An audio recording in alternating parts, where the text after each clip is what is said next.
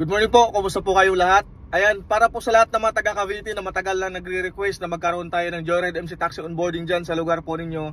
Ito na po, pagkakataon nyo na po na mag-apply sa Joyride MC Taxi dahil may onboarding po tayo ngayong darating na April 10, 11, tsaka 12. Huwebes, Biyernes, tsaka Sabado po yan.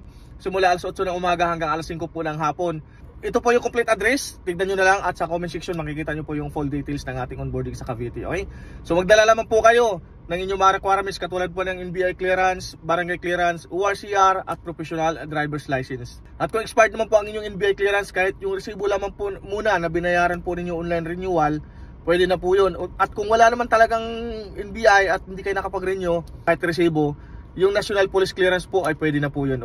Meron pa rin po tayong free 2,000 top up, free Joyride jersey at free Joyride helmet cover. Wala po kayo babayaran kahit piso at pwede pang bumaba sa 15% commission ang commission po ninyo pag masipag po kayo sa biyahe.